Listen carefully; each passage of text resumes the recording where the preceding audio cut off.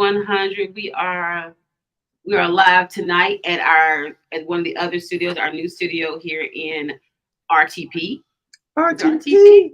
Raleigh Durham. She did say Raleigh Durham. Raleigh Durham. Raleigh You don't know Durham. what I'm talking about. There you If go. you're not from Raleigh, you don't know what I'm talking about. There you go. All right. There you go. So we are live tonight via the other studio. We are still on Keeping It 100 at Oak 93.5. You guys tune in there on the radio or join us on our Facebook pages. Are we on Facebook pages? Yep. Are we going live? I think we are. Yep, we're live. On We our should Facebook be. pages. And of course, we're live here. Just trying a little couple different things. We got a couple different topics tonight. Well, we're going to start out with, of course, letting everybody know, Houston, you got anything going on? I don't have a whole lot. I mean, I did a wedding this past weekend. It was great. We had a great time. I learned a few new tricks and trades from another guy that was helping me film. So I was like, oh, I actually looked at it and was like, oh, what camera did you use? I mean, this thing looks awesome. Yeah. He's talking about, those were your cameras. I think.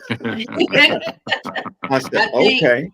I think you were so busy. We were so busy this weekend. Both of us was going back and forth. Yeah. We did miss the event in Rocky Mount. Shout out to Elton, Bishop Elton Powell. Right. He invited us out to their celebration there, but we couldn't make it. I didn't have a cameraman for Saturday, of course.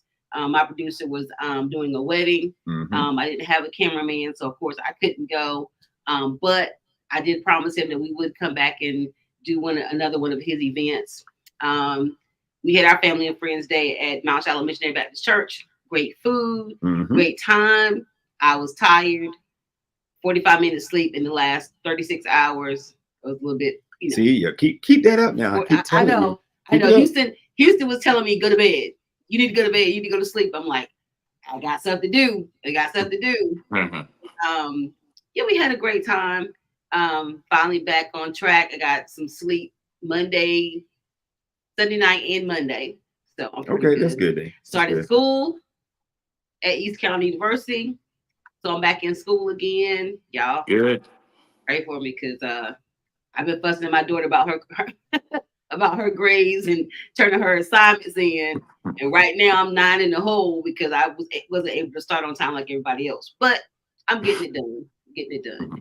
Okay. Other than that, we're even closer to our sale date for the Conley Cruise. We leave on October the 28th. Okay. Of course, Houston and Maurice chumped out. They didn't want to go with us, so it's all good.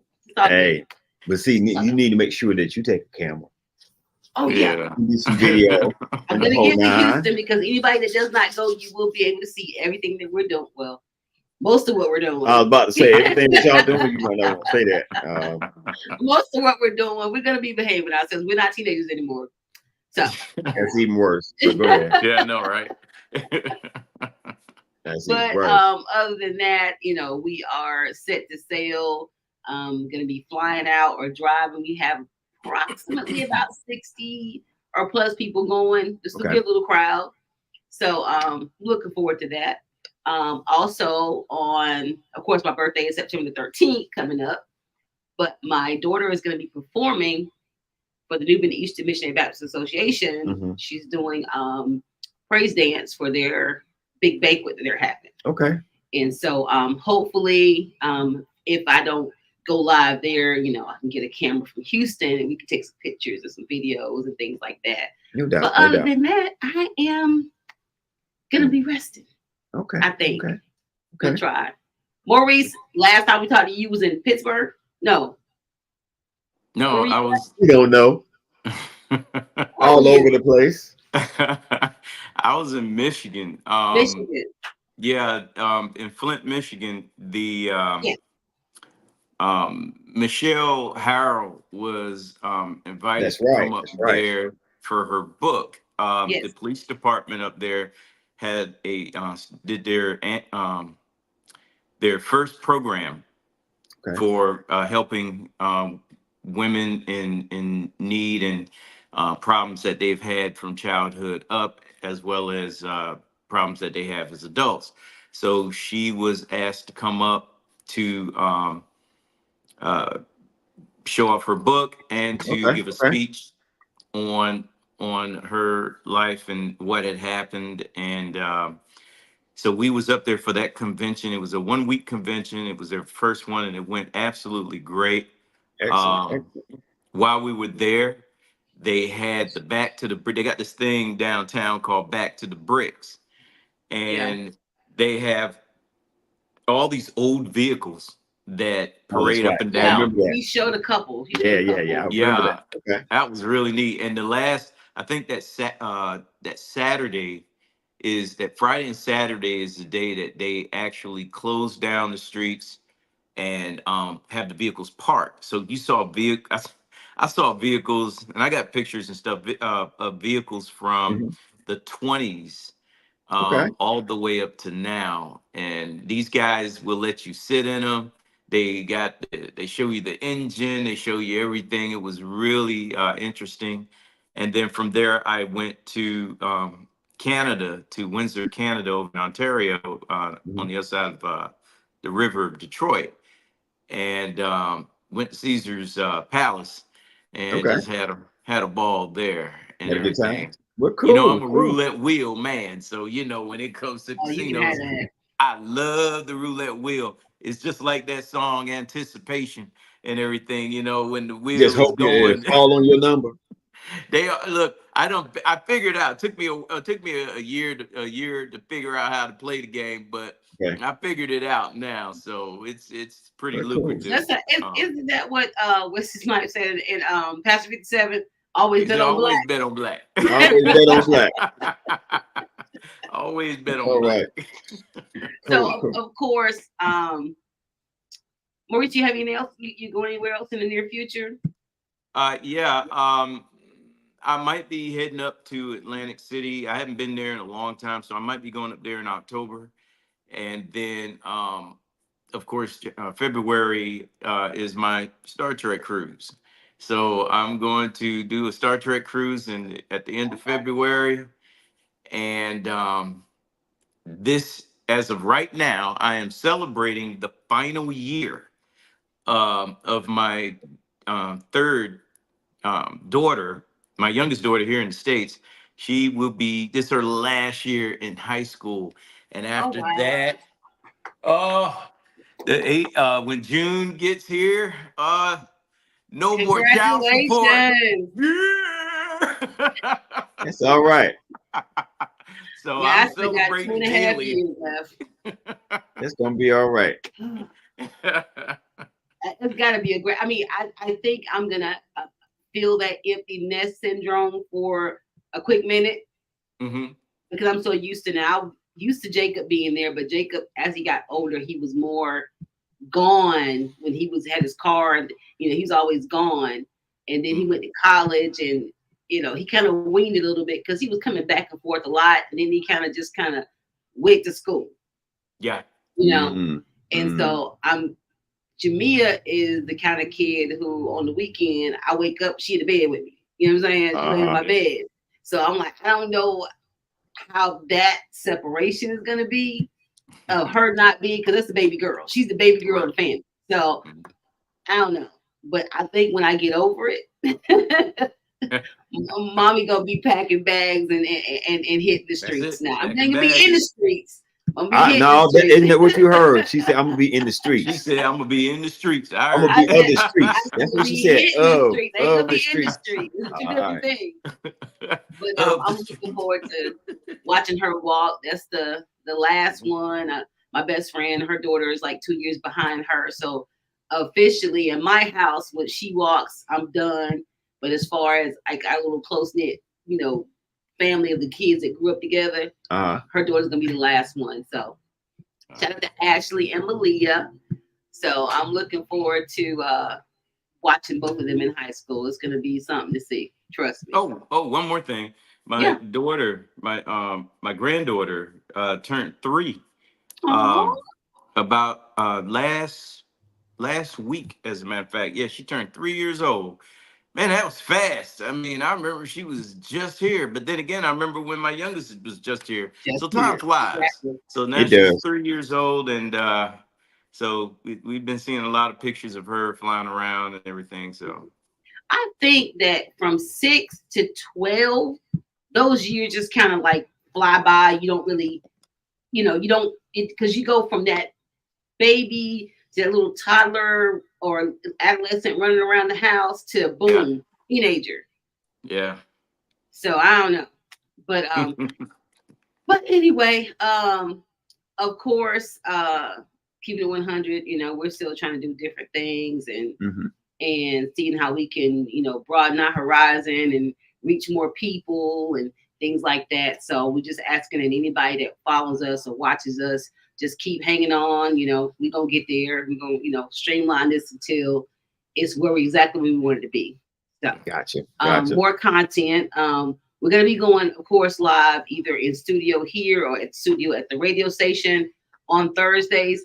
But we're going to start doing more content during the week and on the weekends to get, more content going. Yeah, because we're looking and finding out. We're getting invited to either host an event or come out to someone's event and do some live stuff or pre-recorded stuff. Do some interviews. So if you have a business or you have an event coming up, get in contact with Ursula, Keeping It 100, and let's see what we can figure out about coming out and record some of your events, or just interview some of the people there. Or if you want to talk about your event before time, let us know so we can get you on the show. And there's a couple of events that I'm finding out about that we're going to try to get those people on the show. Yes. There's a couple of shows. Shout out to one of my cousins. His name is Jacoby Williams. He has a event, gospel music event, and he's trying to reach a lot of teenagers. I think he's in Atlanta. I don't know for sure. I know he's not here. But he's doing a lot of great things, and he's trying to bring that movement to the Greenville area. And so I did talk with him this past weekend, and we're gonna definitely hook up. And once he has everything scheduled and ready for Greenville, we will be. I told him, I said, we're gonna go live from his event. We're gonna do some interviews with him beforehand, so everybody can know about it and push the event, and help make it bigger and better than what it's already gonna be. So definitely want to shout out to him for just doing something to encourage youth, because it's so many things they could be doing. So, anybody that's willing to do anything positive with children, I'm all for it. So, but other than that, want to get into the topic. Of course, the topic of this whole week right now has been the DNC convention. Yeah, this is true. Regardless of what party you are from, you can't deny some of the speakers that were there. Regardless of whether you support Democrats or Republicans, I think that Jasmine Crockett did a phenomenal job. She's very entertaining, but she does it also with facts. Hillary Clinton, her speech was amazing. Doug Emhoff, which is Kamala Harris's husband, he did a great job at humanizing himself, and being more personable with the audience, and telling about his life. And he did talk about the fact of divorce, which a lot of people want politicians to come from this cookie cutter life, and that's not always the case, Well, we know it's not the case when 50% of people that get married get a divorce. Exactly. So we know it's not the case. Exactly. Or it's not the norm. Well, even with Joe Biden, he lost his whole family. I forgot about that. He lost his whole family. He had a whole new wife and a whole new family when he went back into politics. So you never know what life is going to throw at you. And I think he did a great job at, and we talk, one of our topics tonight about being a single mom or women who are at a certain age that don't have children, what some people call the cat lady syndrome, or whatever they've been saying all week long. But she does not have children, and I didn't have children for a long time either. The only children I had were my stepchildren. And of course, we don't say stepchildren, those are my kids. But when you have someone who diminishes your role as a parent because you didn't birth those children, I think it's an insult. And her stepchildren love her. They call her Mamala, I think the way they call her. And so just all the speakers, I think President Obama did an amazing job. He was entertaining. He was factual. He brought his message like he always does. But the consensus, even from some Republicans, from Fox News to MSNBC to CNN, a lot of people said that Michelle Obama was the speaker for the week. Unless Kamala Harris is better than her, Michelle Obama's speech was the kind of speech you give to unite people. I got you. Don't get me wrong. There was some shade in there, of course. Right. You know, because it would be the convention of politics if there wasn't shade to the other side. I got you. But she did a phenomenal job of doing more uniting people. Right. And talking about the future, talking about what was done, what's been doing, what's going on right now, and what can be done in the future. She did an amazing job. I'm shocked to hear all this coming from you. You know, you being such a strong Trump supporter.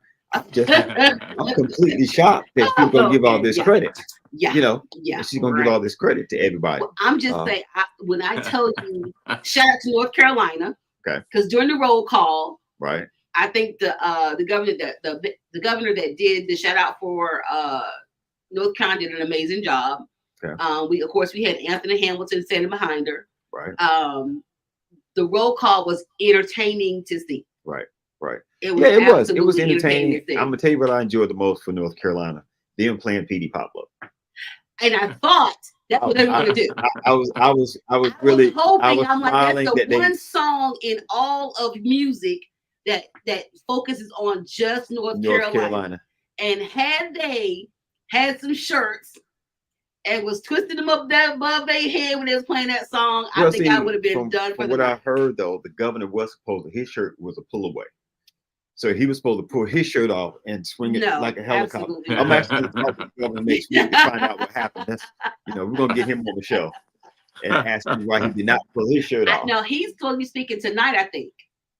Either he's already spoke tonight or he's supposed to be going to. Right. No, I'm sorry. He's going to be doing the last night of the convention, which is tonight, right? Which is tonight. Yeah. He's supposed to speak tonight. Okay. And, he was one of the people being considered for vice president. Right. And I think he's an amazing person. I've, just from what I know about him and his policies and the things that he said, listen to some of his speeches, he sounds like a phenomenal person. And they said that he actually was what everybody was waiting to see. Yeah. And I was shocked to hear that. Right. I've when I say I've met him, it wasn't like we had a great sit down conversation, but I'm observant and I've noticed how people gravitate to him. Yeah. Black or white. Yeah. And when he comes into a room, he reads the room and he just fits right in. And he doesn't look like he's pretending. He doesn't look like he's trying to act like he's part of the crowd. He just seems like a normal kind of guy that his role and his business is a certain thing, is a certain way. So he's really interesting. He's a really interesting guy. Well, I will tell you this. Shout out to Kerwin Pippin. He's a friend of mine. I met him. I cannot think of the person that got shot, but there was a march in North Carolina a couple years back when I very first came up with the idea of keeping it 100. Right. And he was leading the march. Okay. I went out that night and it was, I think it was during COVID because nobody was really out in the streets, but I went out and actually looked where they were marching and pulled up. And of course I had a white Charger at that time with red stripes on the side. So at first they thought I was a police officer. Right. So they were not happy to see my car pull up. I had to hurry up and get out to show them I was definitely a regular person. Right. And so I got out and I was actually able to talk to him. I did get him on video.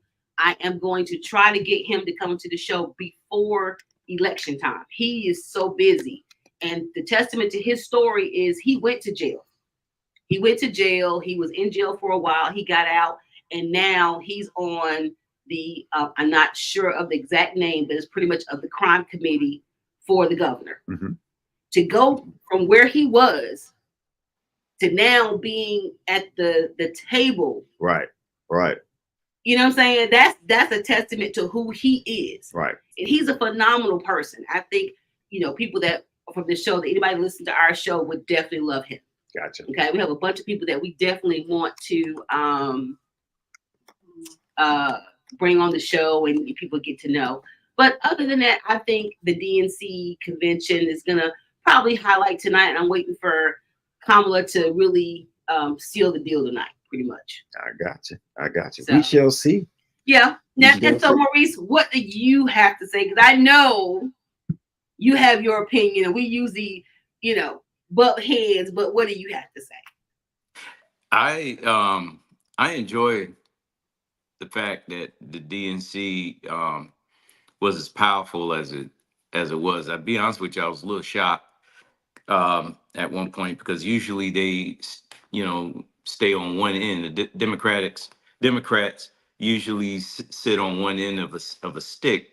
At this time, they didn't do that. They basically talked about uniting everybody. It didn't matter who, and that's the speeches actually drove even Republicans did not who usually don't say anything against Trump or any of their cohorts. They usually don't say anything, but now you're seeing people putting signs in their yard saying, "I'm not crazy. I'm a Republican voting for Kamala Harris." I mean, they understand the unity. They don't want to see this republic rather burn. They don't want Right. They don't want to see it. They want it to work.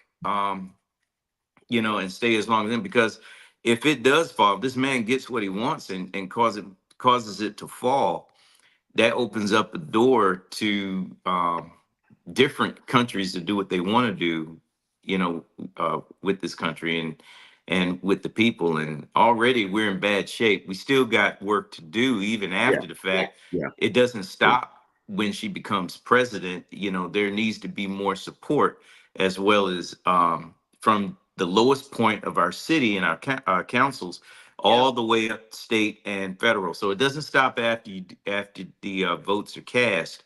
You have to keep putting in the work, even in your homes. So I really, I'm positive.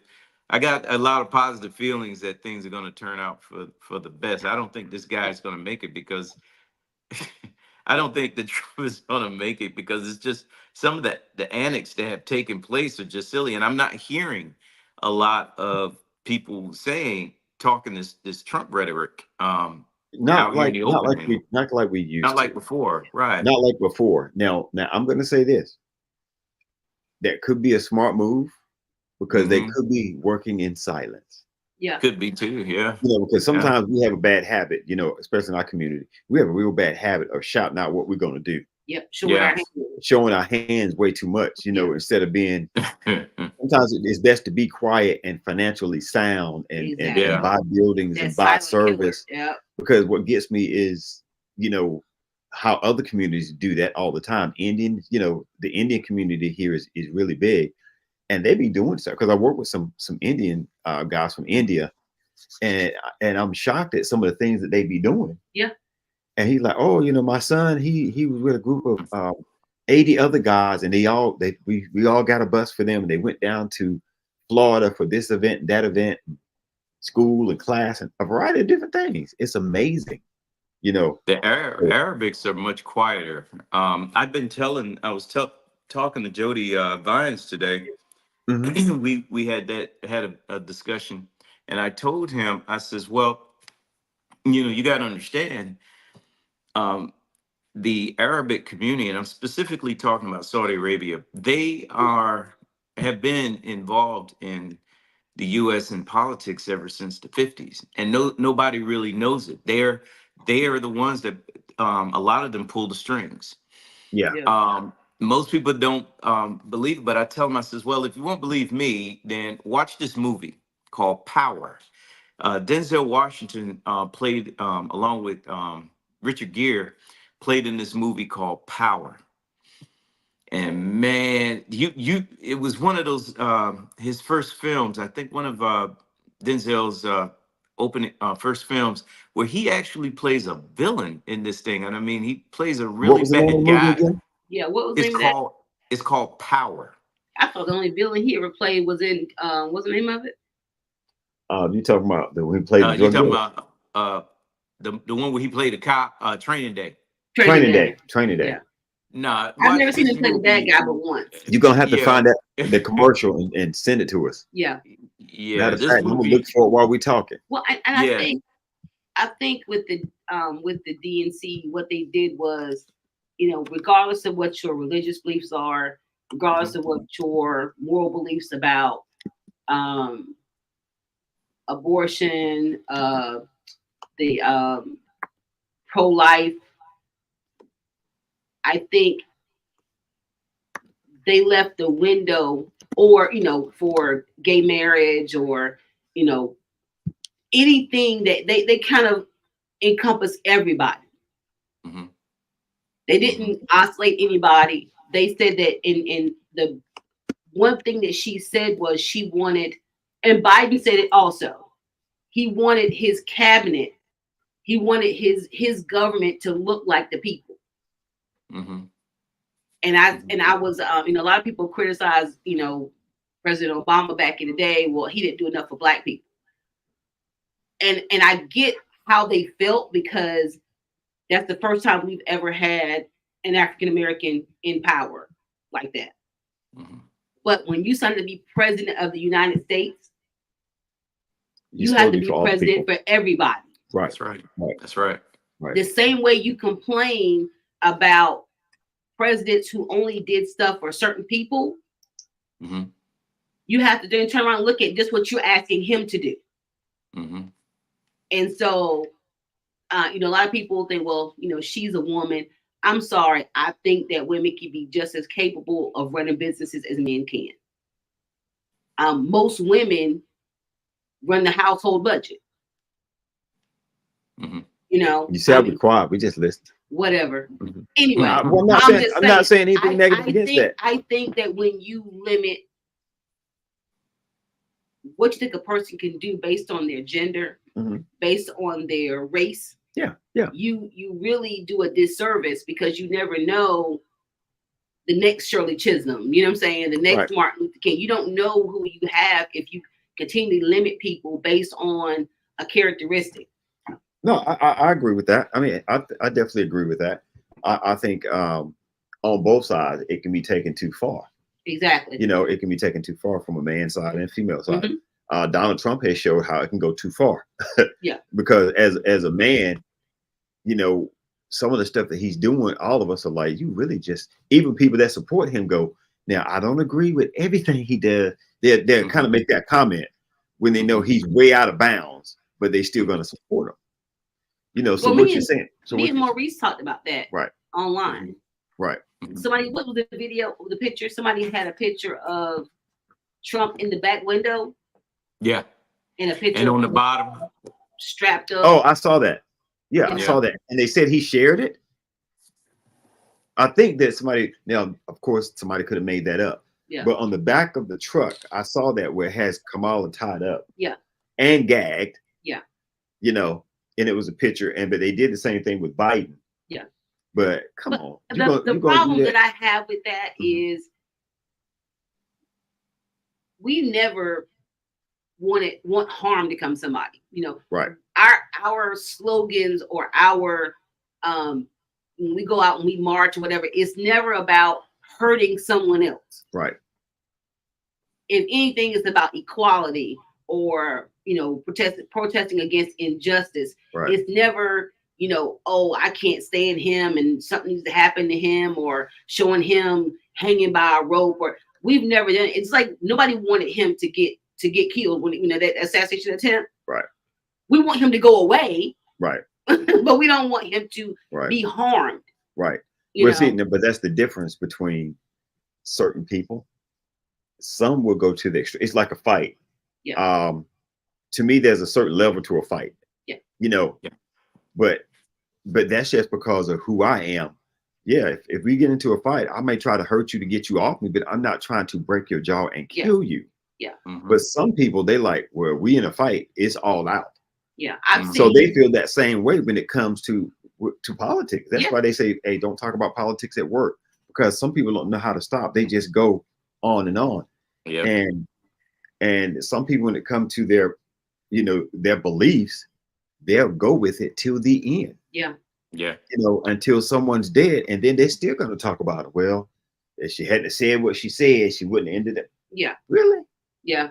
I would too much. I would share a story, but I'm gonna get my sister on the show to share one of her stories from, you know, Back having in the politics at work. No, politics at work. I got you. But I got you. You don't want to offend anybody, but at the same time, I don't need to stifle how I feel about anything because you don't like it.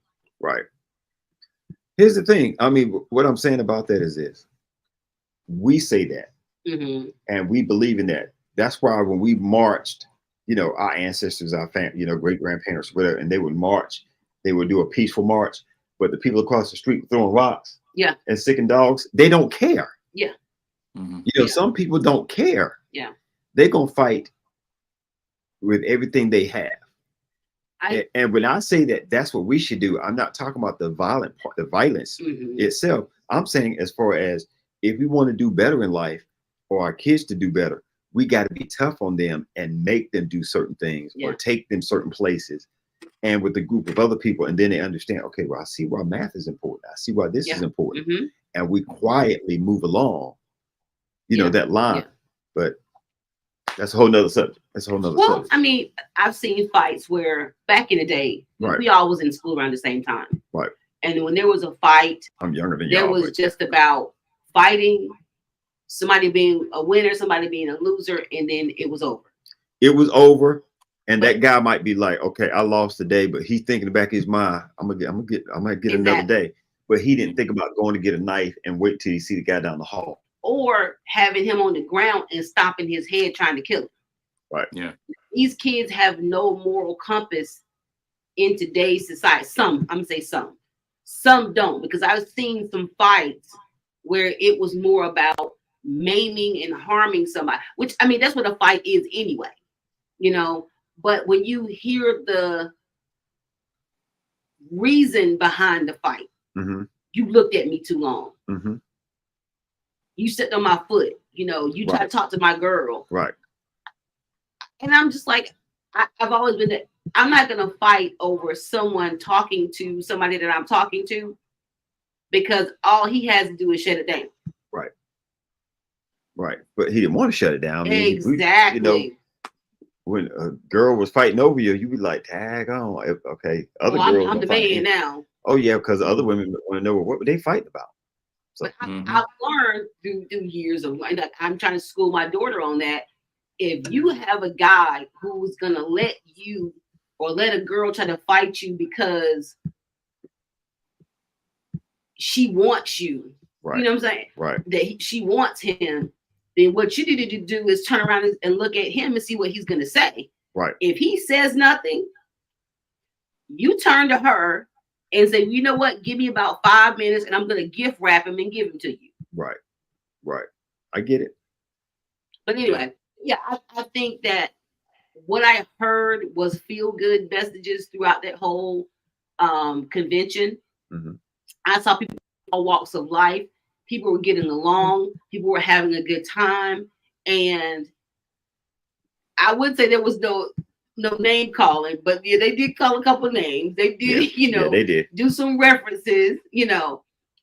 But I think that it wasn't a derogatory message. It was based on things that this person has done. Right. I get it. You know. Now, I will admit, I did not watch the RNC convention. I should have, because anybody who loves politics, anybody who has an opinion on politics, you have to hear both sides. Right. Both sides, yeah. You know. Right. And the one debate that they do have about between RNC and DNC is RNC is pro-life, DNC is pro-choice. I'm pro-choice. Does not mean I'm pro-abortion. Right.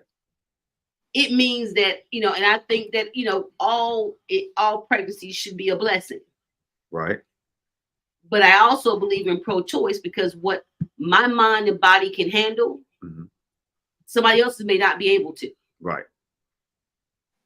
And for you to push your moral compass on me is totally wrong.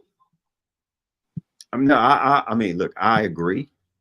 Someone putting their choice on you, that should be your choice. Exactly. Because if you can decide, what gets me now is you can decide if you want to be a boy or a girl, and they're fine with that, but you can't decide what you want to do with your body. I get it that some people look at it as death, or their murder, however they want to look at it. I get that, but you can't pick and choose what people get to decide on. You either get to decide or you don't get to decide. Exactly. In certain places in this world, you don't have a choice. You don't get that choice at all. So, and I think when you have a person who's going to make that choice for someone, you make that choice, but then the consequences of that choice, you're nowhere to be found. Right. If that woman doesn't go and have an abortion because it could endanger her life, and she already has children walking this earth, what are you going to do for the children that's left here without a mother? Right. So I'm like, people think that when you say pro-choice, you're pro-abortion. That is definitely not the case. I'm pro-choice because what you do with your body has no phase on my life at all. And if you are a person who believes in God and believes that that's wrong, then it also says that he is going to be the one that make that choice of who goes to heaven and hell. I don't have one to put you in. So for me to tell you what to do, because this is this is wrong, this is a sin, but then you have the same people who are either cheating on their wives, out, robbing people, raping people, stealing from the companies, all these other things that are sins. But that's the one they want to talk about. I get it. So, but anyway, that's just my opinion. But yep, shout out to the DNC. I think y'all did a great job bringing home the message of the 2024 election, regardless of who you support, regardless of where you live. And I know people say, well, your vote doesn't matter. Okay, but it takes me 30 minutes to go vote just in case it does. Well, my thing is this. I know I've met some people that I was really shocked at say they don't vote. And I get that. That's your choice. Yeah, definitely. That's your choice. But at the same time, to me, that means if your vote doesn't count for this, your vote shouldn't count for anything else.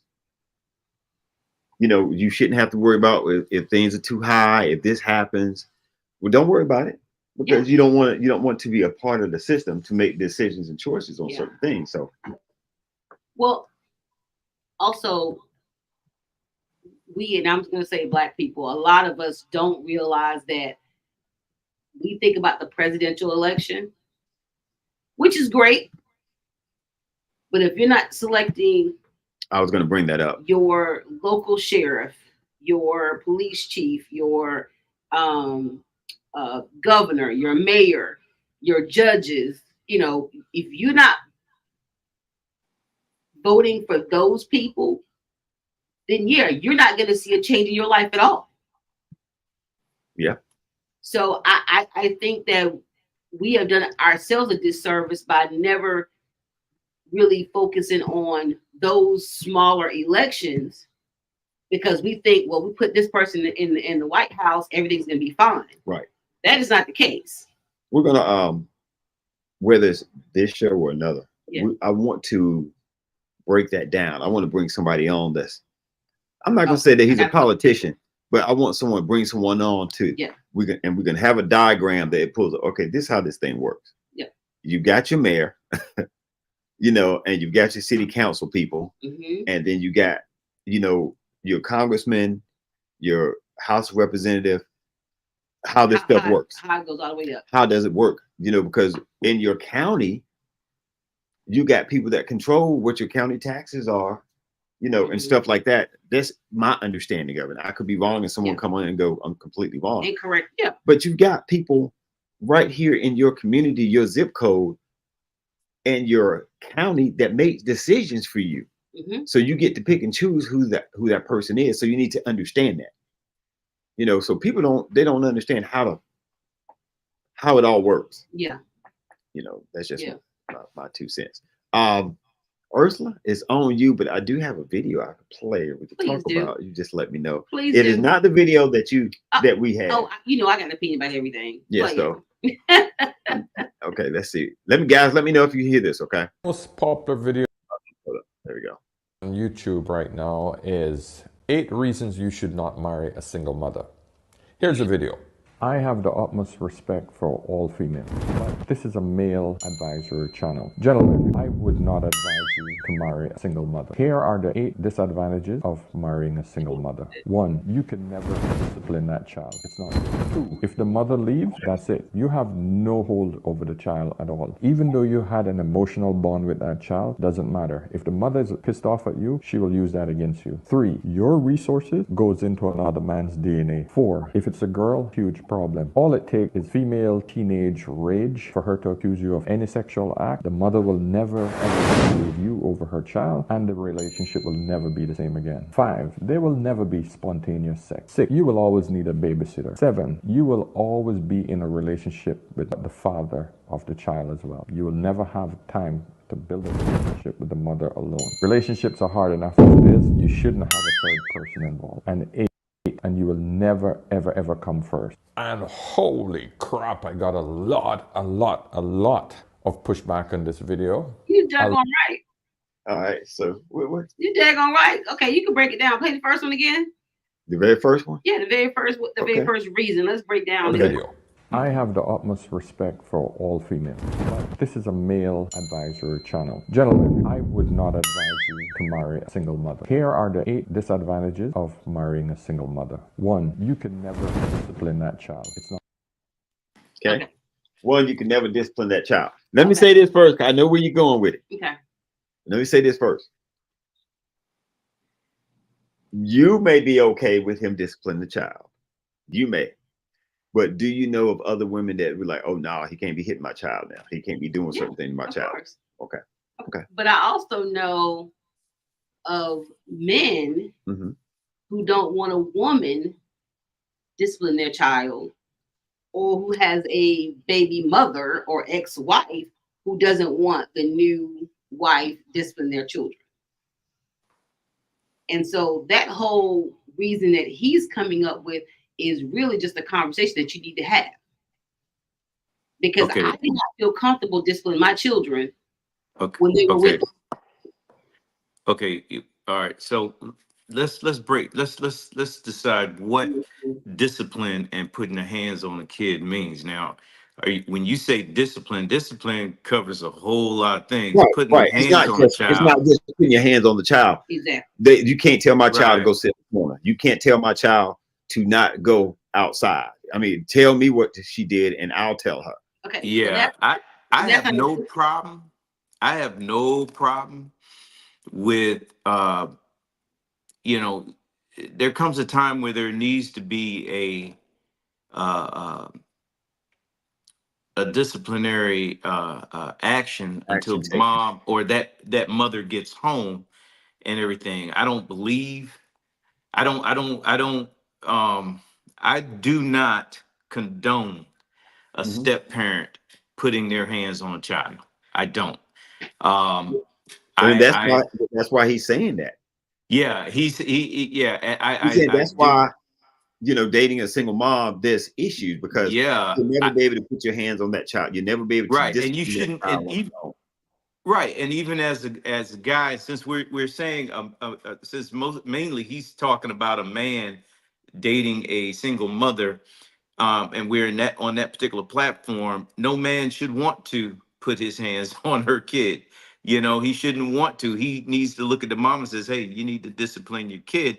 And if she doesn't do that, then he needs to walk away from that woman. I have many times have walked away from single mothers, I wasn't gonna Mhm. marry them anyway. So that was a Right. moot point. But Right.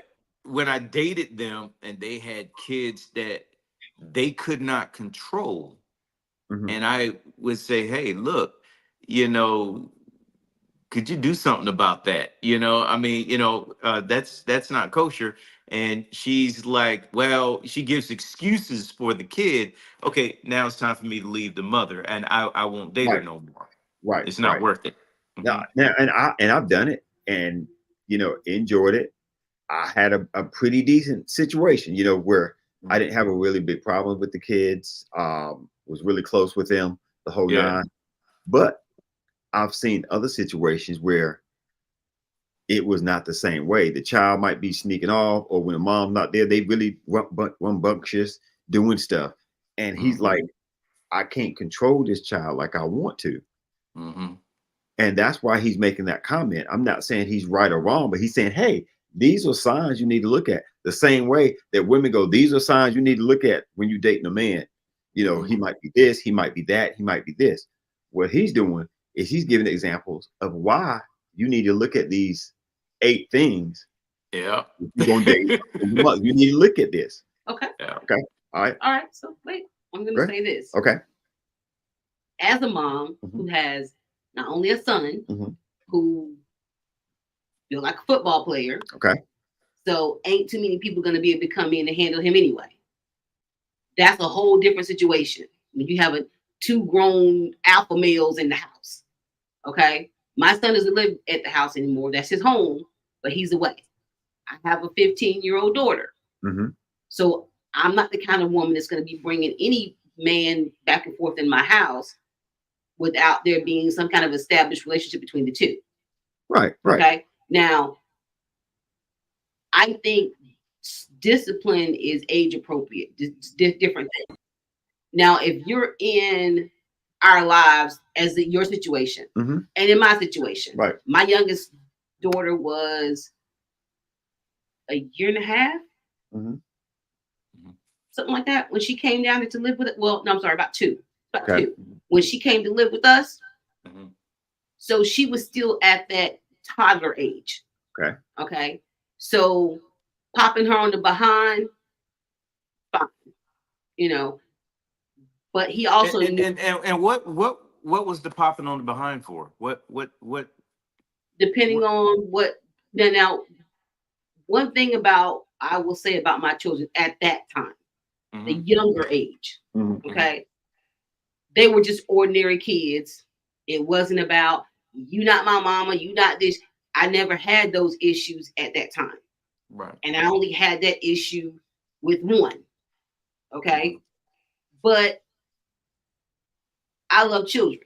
And so the youngest one, because she was such a baby at the time, I was a disciplinary in the house because she was there. The other ones were boys and an older girl. And so I didn't feel comfortable putting my hands physically on them. So it was more of put you in the corner, go in your room, can't come out until your dad gets home, that kind of thing. Now, if I put you in your room, you were not going to come out because, of course, I'm still the adult. Yeah, this is your stepkids? Yeah. Okay. Okay. And he was very comfortable with me, with his children. Okay. Okay. Now, as they got older, once a child passes a certain age, the physicality of discipline, depending on the kind of parent you are, step parent, adoptive parent, whoever, it kind of changes. Right. And so at that point, he was more of the disciplinarian if it was a physical thing. Right. But I was there most of the time. So it was me who grounded. Right. You can't go out the house. Right. You got to come home straight from school. Right. That kind of thing. And what I said went because we were united front. Right. So basically what you're saying, what he just said was absolutely right. No. But that was how I felt, not right. what he kept telling me. tear their behinds up. I'm like, no, because one, they got a mom. Right. Okay. Right. That's a whole, like he said, now that's true. It's a whole different situation because depending on the mother of the children, that could be a whole stink. Been there, done that too. But that's why I'm. But wait, but listen, but now as far as a mother, okay, my children are not small anymore. And so if I was in another relationship, right, one, I'm gonna have to trust that man to have him in my household. Period. And if I come home and my daughter's upset because he took her phone, or she can't go out tonight because she did something that he didn't agree with. Am I going to ask him what happened? Of course, I'm going to ask him what happened. And I'm going to be like, you know what? It may have been a little bit more harsh than what I did, what I would have done. But he was here. He made that decision. You can't go. So I'm going to say it again. I'm just being funny with you, though. I'm going to say it again. What he said and what she just said is exactly the exact same thing. Because if you did not, he said you can't discipline. Right. No, what his whole thing was saying was the issue you're going to have dating a single mother is this. So what about dating a single father? Same thing. Same thing. It's the same thing. But this is what I'm talking about. These videos set the tone to talk about single mothers. They don't bring up single fathers.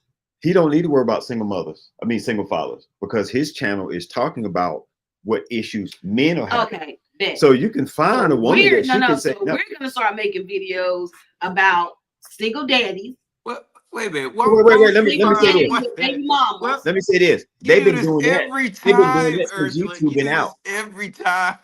That's why I was looking. That's why I'm laughing at it, because the first thing she said is, instead of talking about the subject at hand, she said, "Well, what about the men?"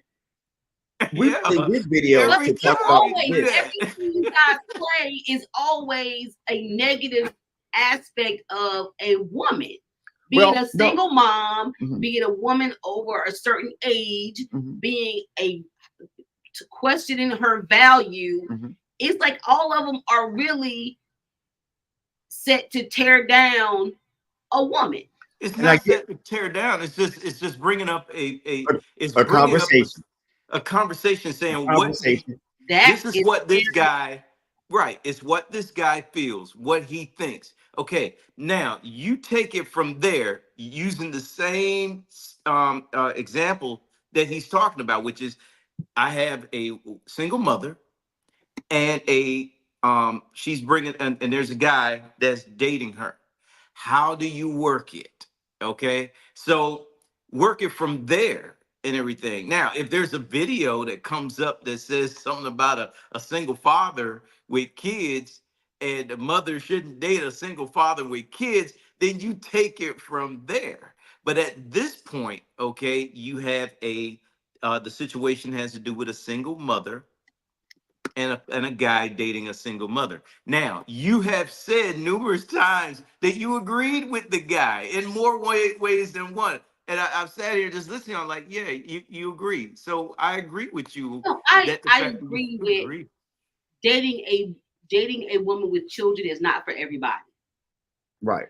But I would never discourage someone and say these are the reasons why you should not date because that person may be missing out on the person they're meant to be with. Just because a person has a situation before you, right, does not mean that person wasn't destined to be with you. No, I mean, that sounds great. And I'm not saying that you're wrong. I'm not saying that you're wrong at all. But which discounts everything you said before that. Yeah. I hear that all the time. That when you say but, now, what I'm going to say this. You can date someone that is a single mother. Nothing wrong with it. I've done it. I had a great marriage for a while, and then it didn't work. That's fine. Would I do it again? If I was single right now, would I date someone that has children?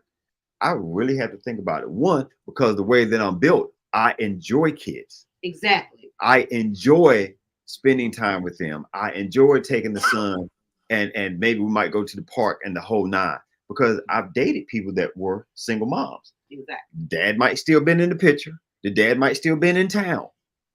But now and that's one thing I'm gonna address it later. Don't ever try to tell a man that I want you and my ex-husband or ex-boyfriend or my baby daddy to really be close friends. Oh no. The reason why I'm saying that is because that was someone's dream and vision that we were able to get along. If that ever happens, the two men put that together.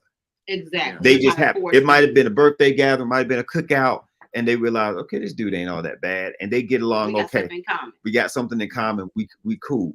But don't ever let that be a vision of yours. Exactly. Because a man's gonna fight against that. Two men ain't gonna be like, okay, yeah, we can shake hands, look at each other tomorrow.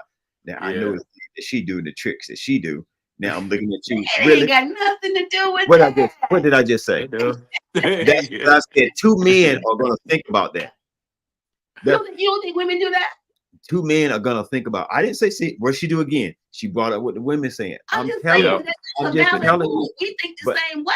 You think the same way. I don't want to be in the room with someone that my husband has slept with. Well, you don't need to date somebody that's got kids then. Exactly. So that's what we're telling the guys. I mean, we're telling the guys. But what I'm saying is, somebody that he used to date or whatever, that's different. But somebody that he used to be married to, or somebody that he was got kids with, there's a different energy. Now, depending on their relationship, right? I'm a person where I try to get along with everybody. Right. It ain't always possible. That's true. But like with you, I love children. Right. There's about 18 kids in this city alone between Raleigh and Durham that call me auntie. I've adopted so many darn kids into my family, it's ridiculous. I mean, I get it. But what I'm always joking with you about, I need you to look outside the box. Well, I'm gonna look at it like this, and I will say this might be right. I don't mind dating a man with kids. I love children. Now, I don't want to date a man who has a newborn. See what I'm saying? Now there's stipulations. See what I'm saying? Yeah, there's stipulations. Let me tell you why. I'm 53. Right. Okay. I don't look like it. I'm 53. And I don't want to start over.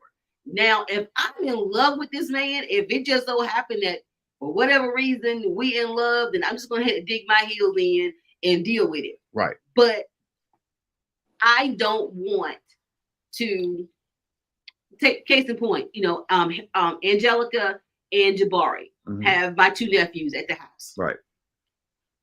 God forbid something happens to them. Right. Okay.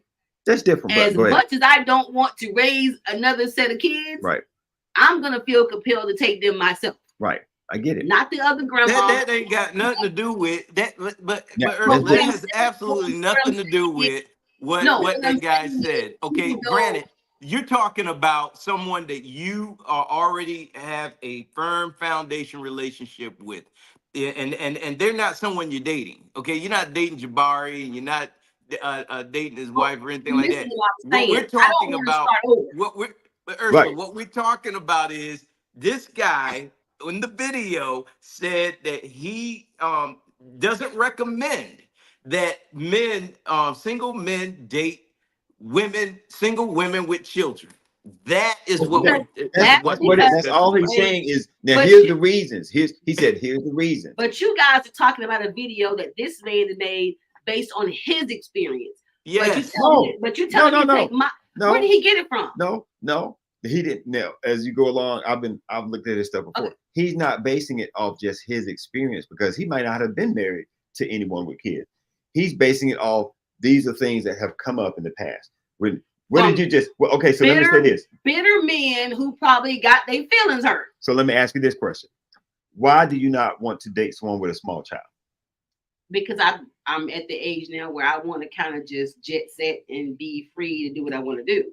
And there's nothing wrong with that. I want us to have a home where we come home and we get grandkids and we keep grandkids for a while. That's the stage that I'm in right now. Okay. You know what I'm saying? I still have a kid at the house. Right. And the reason why I say it is I've raised 7 that I did not birth. Okay, so what other reason would you not want to date someone with a small child? That I brought into this world, huh? So what's another reason you wouldn't want to date someone with a small child? Well, first and foremost is because if that child is small, then he probably isn't too far removed from that relationship, number one. Okay. Or he had a oops at his age, which is a no-no for me. So it's not about. So that's two. Yeah, so at your age, some small child. I love children. So he may have had a oops, and you really don't want to deal with that. I don't. Not that I don't want to deal with it. You would rather not. I'm at the grandparent stage where I keep my grandbaby now for a week and a half, 2 weeks, and she go back home with her mom and dad. Right. So let me ask you. Would you recommend your daughters in their 20s or 30s to do the same thing you did? I recommend them to find someone that they care about and that they want to build a life with. If that person has children, that ain't what I asked you. I said, would you recommend? Would you recommend it? That's not what I asked you. I said, let me tell you something. I can't recommend, and that's why I stopped giving relationship advice as far as what, like my mom, she told me, if this is what you want to do, we behind you 100%. We're going to be here to support you because it's your decision. You have to live this life, not me. Right. So that's because if I tell my kid not to do something, and that could be the person that they should have been with, they could have built a life with, could have been a great life together, then that's on me. I'm not going to tell somebody. I think as a parent, and if you see something, that's what you should do. See you what? Should, no. You should make. You should make a man who's abusive or a woman. You should make. It does. I'm not talking about abusiveness. I'm not talking about that. I'm talking about your experience. And if you did not like your experience and you could do it all over again, you ask yourself the question, well, would I do this all over again? And your answer is no. Then yeah, you should talk to your kids and say to them, hey, look, this is what I did. If my child asks me what they should do, I'm going to tell them that's the decision that they need to make. So and they said, well, I usually just tell them. I don't even give I usually don't give them the opportunity to, because then I'm already seeing it. And usually if they bring that in your face and you're seeing it, they're already asking you the question without even verbally saying it. So what's going on with their lives? No, we're not talking about, you said no abuse. You said you're talking about kids. Yeah, kids. For example, my kids, I look at the things that I did growing up, and I saw the bumpy road that I took because I wasn't given a clear path.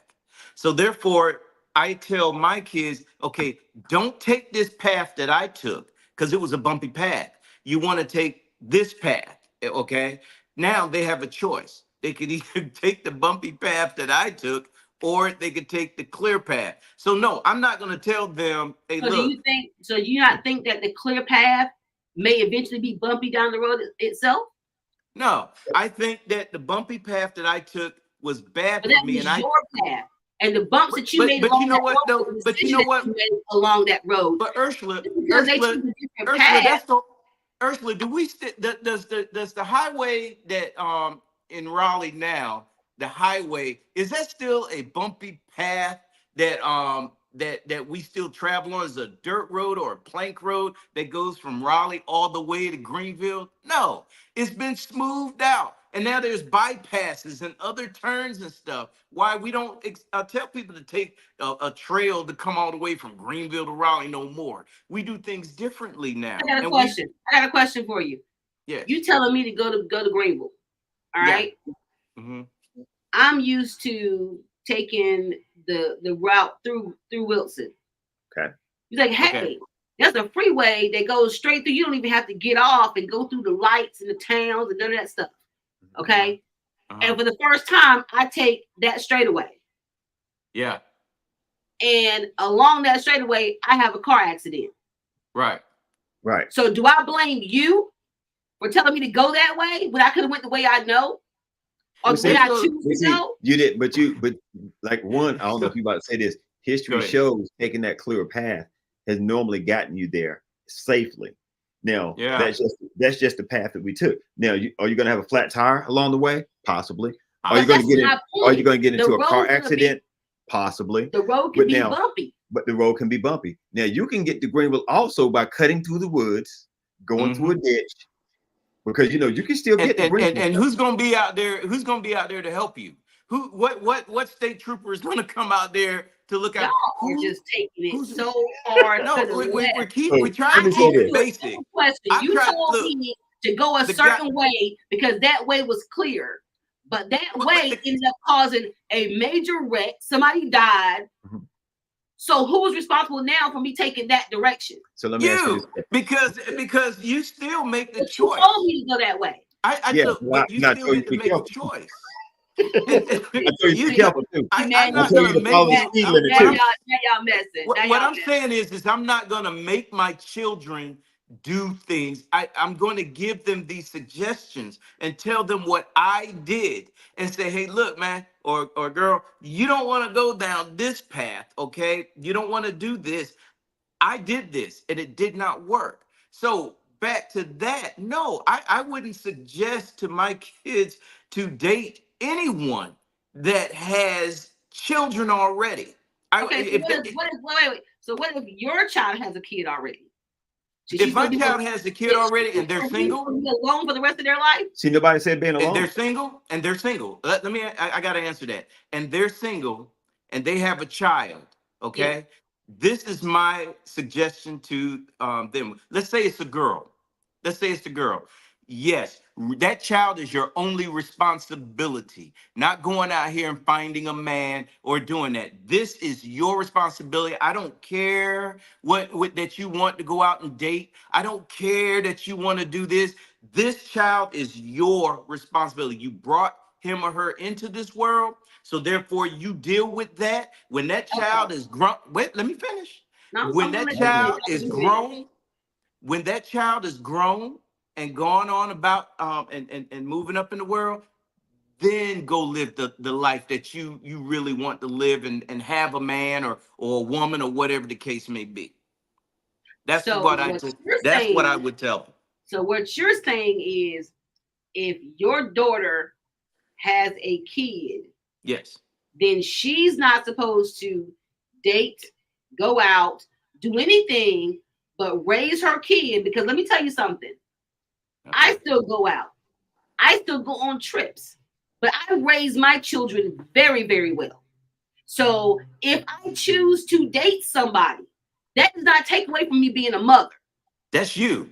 But I'm saying I would tell my children not to do that. I don't want them to go your route.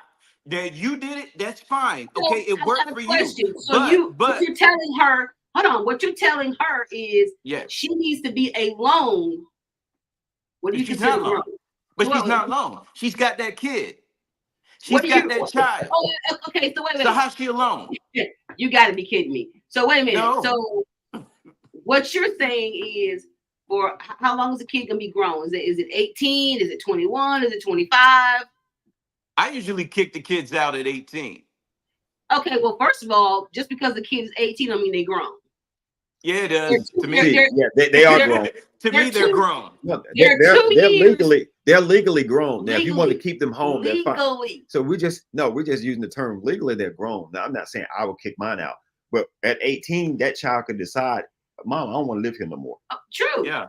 So they can go. At 17, they can't do that. So you're saying, but at 18, they can't. Let's just say 18. 20. Let's just say 20. Okay. Right? At 20 years old, a girl has a kid. Mm-hmm. Yes. And you want her to be single, no dating, no trips, no nothing for 18 years. I want her to take care of that child and make that child priority number one. That's what I want. You can't do that. I don't know what she can do. If she becomes wait a minute, let me say this, if she won the lottery, okay, and won millions of dollars, and she's 21 years old, and she's got that kid, okay, then she can go on as many trips as she wants, as long as she takes that kid with her, and then and make that child priority number one. Okay, I'm gonna be very interested in this. Your son at 20 has a kid. Yes. The kid is with the mother. Yes. what should your son do? The kid is with my, and how old is my son? The kid is with his mother, his or her mother. Uh-huh. But your son, he doesn't live with your son. Your son's kid is with the mother. Okay. Not him. Right. But with the mother. Okay. Yeah. Okay, I'm with you. Okay. Here's what I do. My son, I would grab him and be like, man, you need to go take your son away from your mom and raise your son. No, not his mom. From the mom. The child with the child's mother. Okay. If the son wants to, if the mother wants the son, their son, my grandson, to be with the father, so be it. If my son wants my grandchild to be with the mother, so be it. That's not my concern. That's their child. Okay, my job is just to treat the grandkid. You know, to be the happy-go-lucky person that they come to and have a good time with. But it's the mom and dad's responsibility to take care of that child. I don't get involved in that. But I would want my son. Now let's say, let me flip it so that way you can look at the man side of the situation. I know how you like that. So we'll say that the mother's gone, all right? And that baby is being taken care of by my son. By your the son. Father. That's his blood son, all right? Right. I want my son to put that child first. First. That child is priority number one for him. That's it. That means if he does that, and it's my belief that he should not go out and marry another woman or date or do all this stuff if it affects the raising and the growth of that child. Same thing for the mother. Wait. Same thing for the mother. You just said. He said the same thing. No, he said that he don't want him to date if it's gonna affect the child. Okay. Whatever. He did not say that about the mother. Okay, let's scratch. Okay. Let me make it. Ursula, let me make it simple.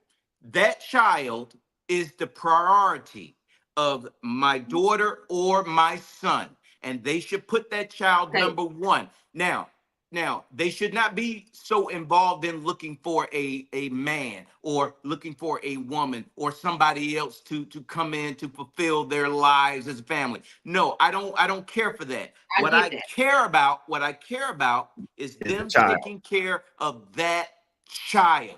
Right. Everything else is a byproduct. Okay, everything else is a byproduct. Okay, it has nothing to do. It has nothing to do with that child that they brought into this world, okay, that is here now. So therefore, that child is number one. I'm going to ask you this question again, and maybe I wasn't clear when I said it. Go ahead.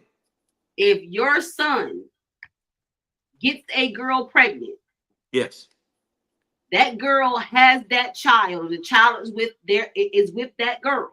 Is with the girl. What is your son supposed to do? Take care of that child. Okay, wait. All right. Now, that child is living. The child is living with the child's mother. Yes. Is he not gonna date? He's not gonna go out anymore. He's not gonna do anything. All he's gonna do is go to work. Good question. Come home. Stay home every day. Okay, good question. I'm with you on that. Good question. Yes.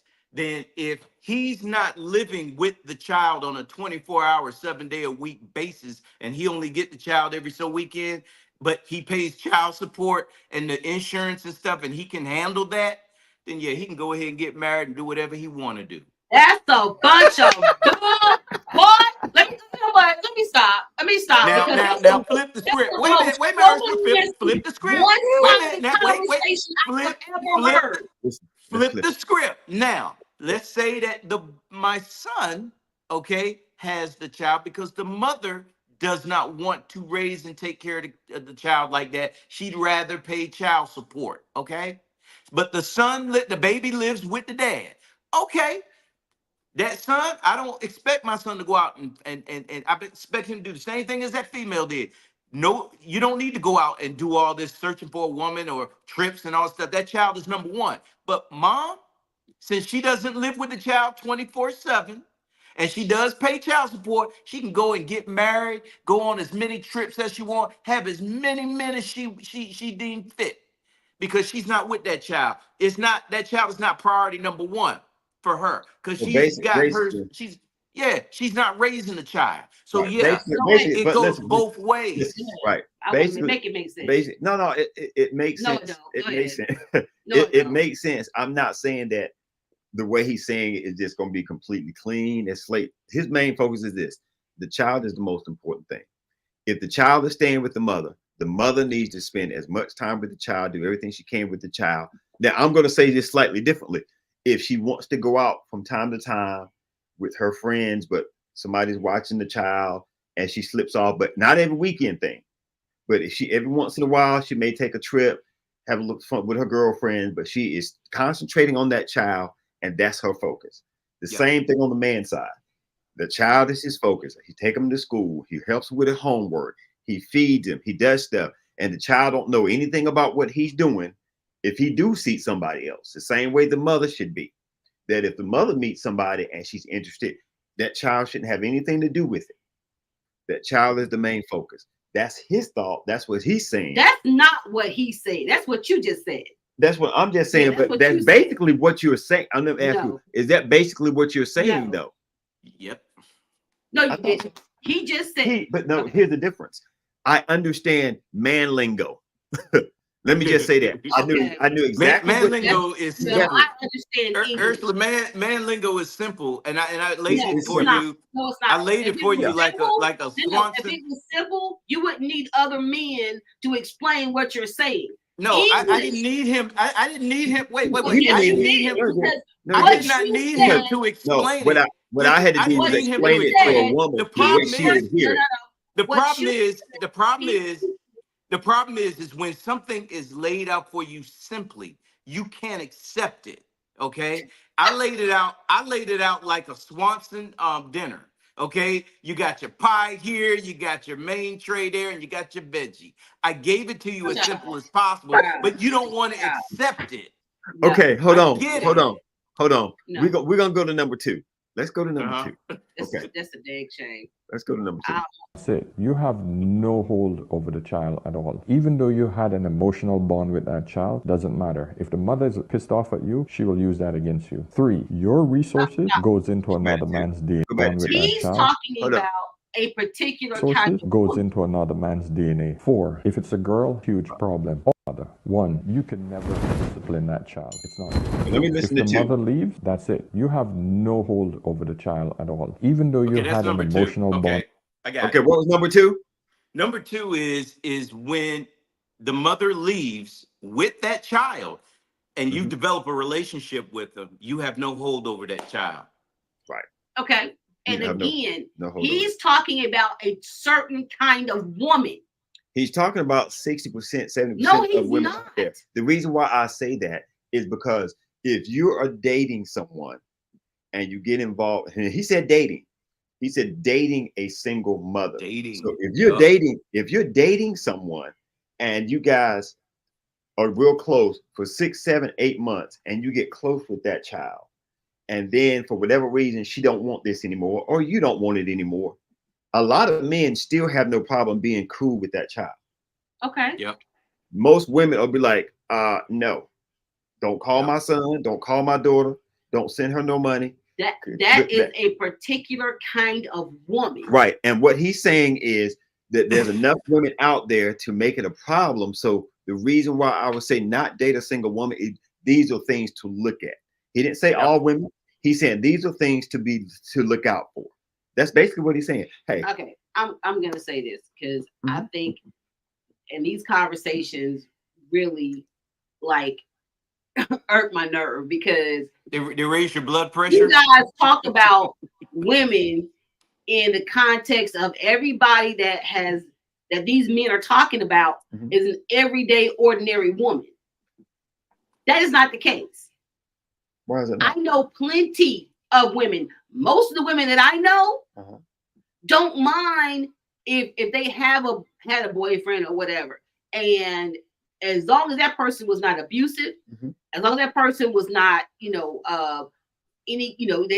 have anything that's going to be detrimental to the child, they have no problem with that person. Now, I'm not saying they're going to send their child off with this person, But if that person sees that child, you know, in Greenville or Raleigh or whatever, and says, hey, you know, let me buy you something to eat. Let me, you know, and like, Mom, I saw such and such today. Okay, because they ended their relationship. If he's not cheating or being abusive or doing all the other crazy stuff where she does not want to have any contact with him. Are these women that you're talking about, are they friends of yours? Some are friends, some people just I know. Just people that you know. Now, what about what he's talking about? You saying you ain't never seen anything of what he's talking about from other women? The only time I have ever seen a woman who does not want a man that she's dated to be around her children is if he was abusive or she left because she saw something that she did not want around her kid. Okay, she left. And we're talking about. But see, no. That's the fine guy, though. Okay, you Houston, you even explained it for him. So you still not getting it, Ursula. He said the woman. Listen to what's being said. He said that him and the woman split up, and she don't want him talking to the kid no more. Not that she left because of something that went down. No, she left and took her kid with him. But he didn't, Maurice. He did not say why they broke up. All he said, it doesn't matter that one way or the other. No.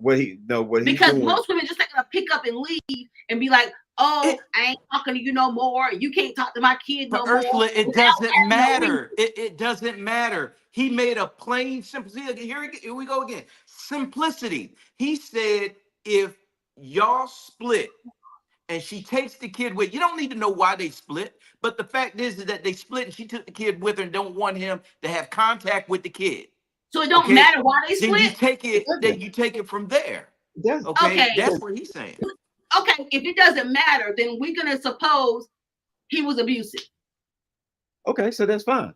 So if he was abusive to me, do you really think I'm gonna let him be around my kid? No, I wouldn't. I don't expect you to have him around your kid. And the reason it's not important, the reason why is because the abuse thing in most relationships don't happen very often. Exactly. Relationships break up every day. She met somebody else. She met somebody else that had more money than he did. So she broke up with him and took the kid with him. Don't want him to talk to the kid. Let's use that.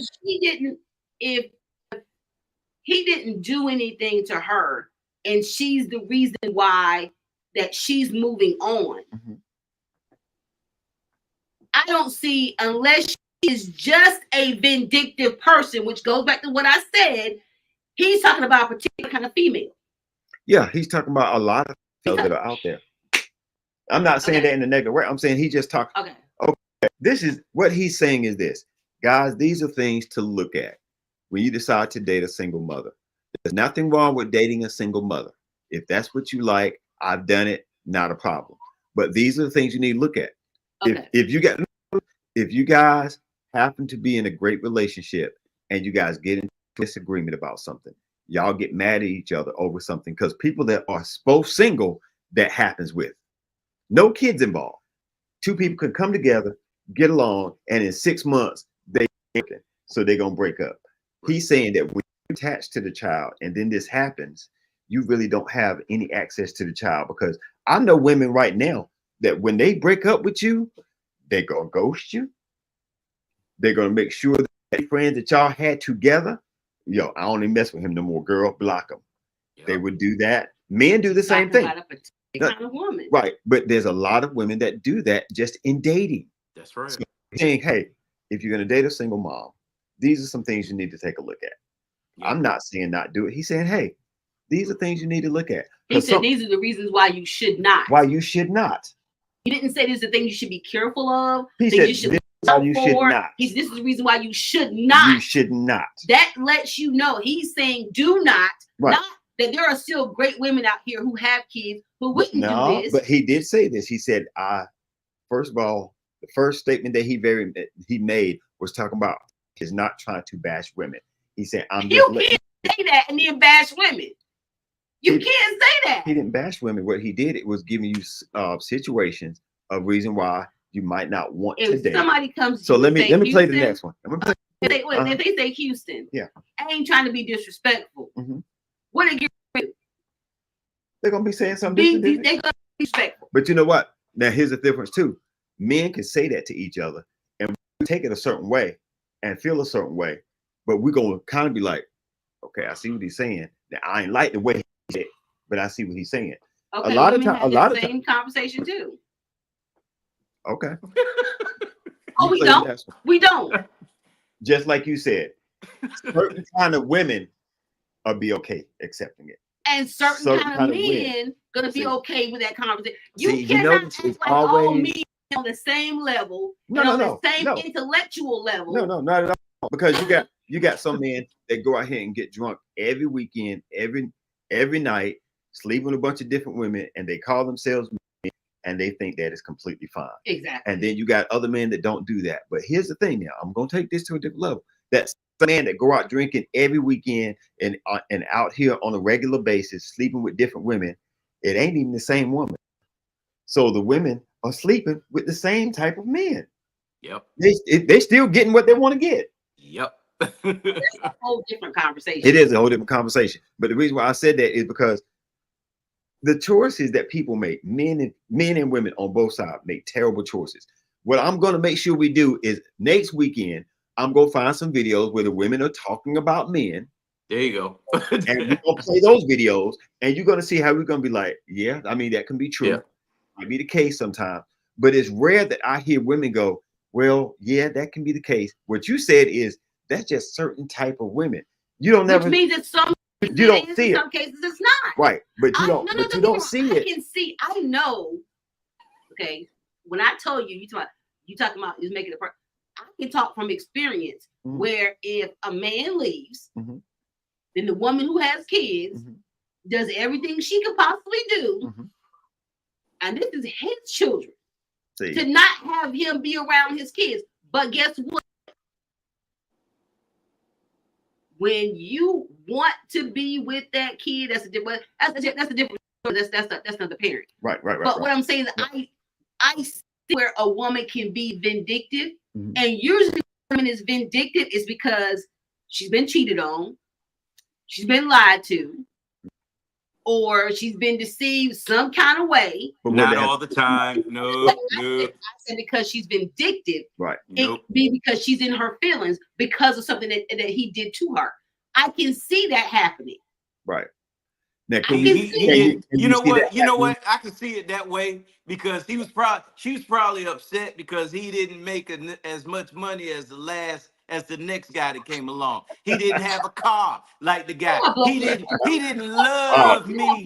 He didn't love me at night. He didn't love me at night like he does. Okay, let me play the next. There could be a vindictiveness there, and which is why she broke up with him and took her kid. Bye, Maurice. Sometimes the grass do look green on the other side, on both sides of the fence. Hello. Play the next one. With our child, doesn't matter. If the mother is pissed off at you, she will use that against you. 3, your resources goes into another man's DNA. 4, if it's a girl. Now, what is that? Okay, now, before we say anything, what did you interpret? What he that just was number said? 3. You're spending your money on somebody else's kid.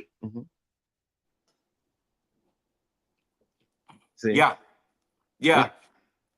I'm confused because that's where the difference comes in. What he's saying, what he said, nice and clear. Yep. Number 3 or number 4, whichever one it was. Number 3. Number 3. You're spending your money on someone else's DNA. You're spending your money taking care of someone else's child. I had no problem doing it when I did it. I didn't. But now nobody really sat me down beforehand and said, "Now, you know," because I learned this the hard way. When I was dating, and it was just you and I, and the kids were staying with your mom. When we would go somewhere to eat, I could take $40, $45 and be good. Yeah. Now, once I start taking the kids to go, that 45 turned into like $65 or $70. And I, this is different. So I start, now I'm gonna go pick the child up from school and help out with certain things, this, that, and the other. I don't know if this is gonna cut me off or not. So I'll try to help out. I'm doing that. Oh, okay. Now it's school time. I didn't have any kids yet. So now we're taking money that we can put together to buy school clothes, to buy books, to buy snacks, buy this, that, and the other. What he's saying is, if you're going to date a single mom, these are things you need to look at. Now, here's where some other single women would say, where he sound like he broke to me. No, you wouldn't. You wouldn't. But I could play videos, and I'll play it for you next week, where women are saying stuff like that. When men make these certain decisions, they tell, oh, that's just a broke man talking. But that is true what he said. These are things you need to look at. I'm gonna say something. Okay, go ahead. And you're gonna probably have something to say about it. Sure. I think it boils down to men are more selfish than women are. Okay. In what way? Because same situation with me. See, we always got to go outside of you. We always What's your situation? You know what? I did the same thing. Right. I ended up being a stay-at-home mom when I wasn't even a mom yet. I wasn't even a wife yet. Right. But he went to work. I was home with the kids. Now, when they all moved to North Carolina and it was time to go out, of course, it became, where it would usually be like $20 for me and him, $20, $30. Right. It was a lot more money. On whose part? On both of our parts. Okay. But a lot of times he don't like to plan nothing. So I don't want the kids the whole summer and not do anything with them. And so when he was like, okay, we need to pay this bill, I'm pinching off this, pinching off that, putting money to the side. We're going to go to King's Dominion. Okay. I put a little extra money of my own into that pot. And we have a great time. We spend time with the kids, and we come home after a long day of traveling and having fun. And those kids come in there and jump on the couch with us and lay in my lap and lay on him and say, we had a great time today. Thank you. I don't care about the money that I spent. I think it was well placed, well spent by investing in spending quality time with these kids. Men are like, well, I don't want to spend my money on the. So you comparing yourself to every man on the planet, all right? See, that's a woman's perspective, and that's fine. But that's a woman's perspective. What did you say? We're nurturers. But see, that's the woman's perspective. That's what all he's doing is telling you guys these are things you need to look at. And I'm saying this. He's very strong about not dating a single mom. He's very strong about that. Does he have kids? I don't know if he has kids or not. But he's very strong about certain things because he's seen it as an older man. That's the name of his channel. Ask an Older Man. And he has grown really big because men will start asking him questions and they go, oh my God, that helped me out a lot. Now, there are some men have come back to him probably and said, hey, I'm dating a single mom now. I see what you're saying, but I can handle it. I just know what to look for because I didn't know this before. I wouldn't have known how to deal with it when that child, I'm like, hey, nope.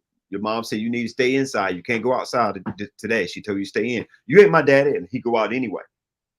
So he already seen.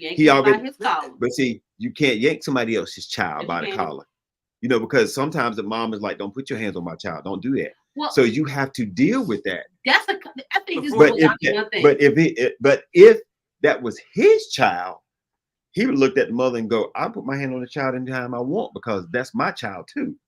So that's just what I'm saying. That's all. Hey, sticking with this thing about the money into another person's child, hearing it about how you have apparently all women are not selfish, but men are. Let me give you a flip side to that. Let me give you a flip side to that. Because you did say that. You said all men are selfish, and I'm getting ready to tell you. I never say all. I'm getting ready to give you my experience. I'm getting ready to give you my experience, okay? And it's not even me, but my stepfather, who I consider to be dad, okay? Right. He came into my life when I was not even a year old, and he was only 21 years old. Right. His money went into me. He adopted me. Right. And then there were 2 kids that he had with this woman afterwards. So now it's 3 children that he's responsible for legally. Now, they divorced. okay, he still pays the bills. Okay, he still sends in the child support. But now this woman gets before getting married to another guy, starts using the child support money for her incarcerated boyfriend. And then when she marries this fool and has 2 children by him, she uses the child support money from the first husband for the 2 younger kids instead of the 3 children that money was used for. Did he complain? Wait a minute. Did he complain? Did he call the police on this woman? No. He continued to pay the child support until those 3 older boys turned 18. Okay. Got a question. So that doesn't make him selfish. I got a question. Yeah. In that same breath, who do you consider father? Him. Your Dad. stepdad. Yes. Why? He is dad. Because he poured into another person's DNA and he made a bad situation a little bit better because he invested in somebody else's DNA, not because he had to, but because he cared about this kid. Right. He saw that this kid needed that kind of love and was willing to give it. Right. It's as simple as that. And there are but great, no, I told you the there's story. some great To women out there as counteract. well. I told you that to counteract what you said. You said men are selfish. He's a man. He's not selfish. Some men are selfish. I know men who have children who talk about, well, I'm not gonna be no stepdaddy. Yeah, some women are selfish. Yeah, but there are women right now that will tell you that, yeah, I got 3 kids, but I don't date men with kids. Yeah. And that's everybody's prerogative. If you don't want to date somebody with children, then say that. Some women are selfish. You don't bash people who do, or you don't try to discourage people who looking for somebody whether they got kids or not. I agree with him to the point where, from where I stand, no, I don't date, or I'm sorry, I won't marry a woman with children, okay, or young children. I won't do it. And the children, in my opinion, if I was to get married, those kids need to be grown and out of the house and self-sufficient, not to even where she's even still taking care of them and letting them come back to the house and live. I won't do it, because if I'm starting something brand new, I want something brand new. I'm a lion. And lions are pretty much the same way. If there are cubs from the last pride that was up in that mug, he gonna get rid of those cubs and start a whole brand new thing. I don't want the deal with. But no mother is going to get rid of her. Let me tell you something. Then I won't deal with her. I get it. But I won't deal with her. I get what you're saying, but I won't deal with her. I'm sorry. Any man that deals with me, okay, knows I have 2 children. Right. The same exact way that I am 53 and my sister, me and my sister, we can go home anytime and lay our head and have a great time at my parents' house. What we're not going to do is tell my kids they can't come back to their home. So as a mother, like you said, my only priority is my kids come first. I should take care of my kids, which is fine. And I do that until they're grown, they're on their own. But at the same time, my kids are going to always have a place to come back to and call home. Why? Because like you've always said, they didn't ask to be here. And just because they're grown don't mean they're not my kid anymore. Right. My grandkids, all of them going to be able to come. We go home every holiday to my parents' house. It was just me and my sister. Then it became me and my sister. Her boyfriend was over there. James, we got married. He was there. Then we had 2 kids. My parents opened their house to our 5 stepkids. Right. And that's good for you. But Ursula, that's good for you. You're right. That's good for you. And that's more than money. It's more than that's good for you. But it's for other men, for a lot of men, they don't want that. And so therefore they will not deal with you. And that's okay. Because you got that's their prerogative. It's their prerogative. But didn't you say, we're talking about high value men and all of the stuff about how women want to, they aspire for something above their value or whatever, these high value men. Okay. But then you turn around and have these same men who have all of the same baggage that these women have, but then they want to go and get a young woman with no children, no experience, to then have this perfect life with. And I'm gonna find the video. It's a young girl who said, what you need to do is keep that same energy. You want to be community out here doing what you want to do with who you want to do it with. Run your 20s, run your 30s, even your 40s. And then now that you're old, it probably don't work that well anymore. Now you want to come over here and find somebody who's young, who ain't been used, even though you're used. And now you want to find somebody who's not been used to live your life out. Right.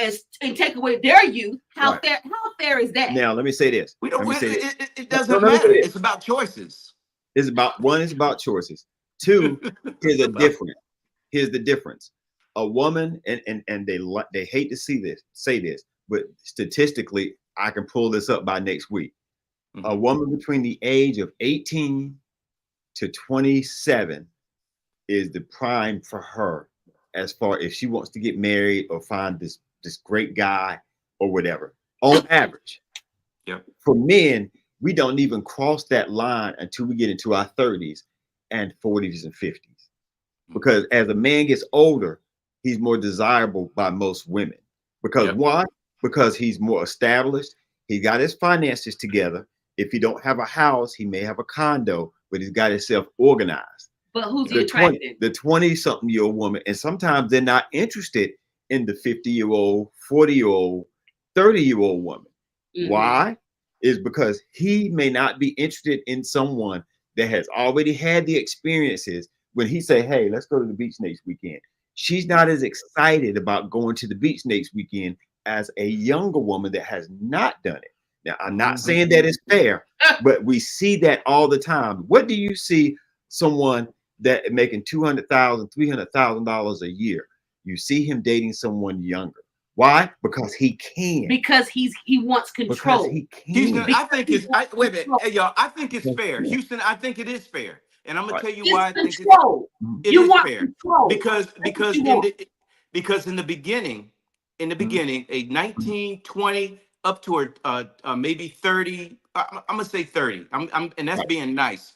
Right. They have control. Woman has control. She has her youth. She has her body. She's got her sass. She's all that and then some and everything. And there's a bunch of guys that want to get with, but she has choices. She could. What are the men that's interested in her? From 18 to 55. Right. You get the nerd. The nerd ain't even got a chance. Why? Because he's building something, but he ain't fun. He's not as tall or as big, or he's not as fun going out like as this other guy is. So she'll choose the nutcase. She'll choose the nutcase instead of the guy that has a future. And now that she done got 40, 50 and a bunch of kids and all this stuff, and her youth is gone. Now, all of a sudden, she's looking at the guy that she turned down or didn't even look at, or it wasn't even in her radar and everything. Oh, I want him because he's a high end guy. So yeah, it's fair. Yeah. And not in our case, it's not fair. We got some comments from Candid Conversations with T and J. Okay. So both of them, and they're one of our fellow shows on our network on Oak 93.5. Shout out to you guys for listening. They said then he wouldn't choose you as a wife. He has his preference. Good conversation. It's very choppy audio, she said. And then I was like, yep. Then don't want a woman their age. Control. Exactly what I said. You're talking about this woman like she went out and got these kids by herself, which is a conversation that we've always had and continue to have. Right. The problem is, hold on. See, while you're getting that straight, let me say this. Women are the ones that are always talking about saying that he wants somebody that he can control. I haven't seen men sit in a circle and tell my, yeah, dog, I want this type of woman because I can control her. He really wants, to be honest, He wants control of the younger woman and the older woman. He wants to have control of his woman.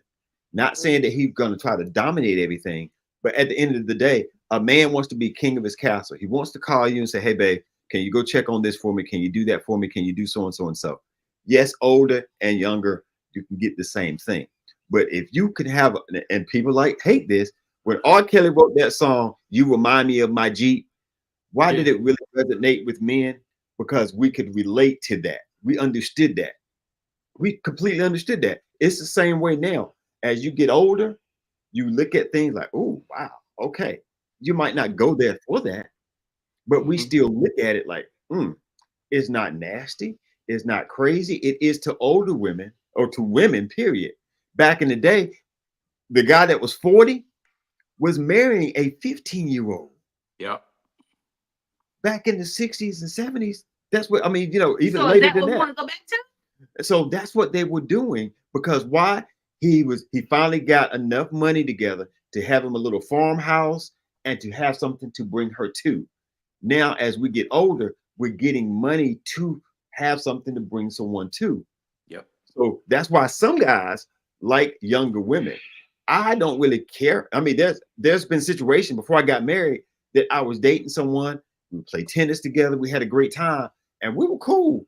And then I found out I didn't realize she was that much younger than me. So I kind of cut out. I just didn't want that youth. I didn't want that. That was just me. But some men really want that young 25-year-old woman. Even if he's 50 and 55, he get that 25-year-old woman. It just does something for him. It's about his ego. It's about control. The difference between having a woman your age and having a woman who's younger is mouth. No. It's mouth. It's mouth.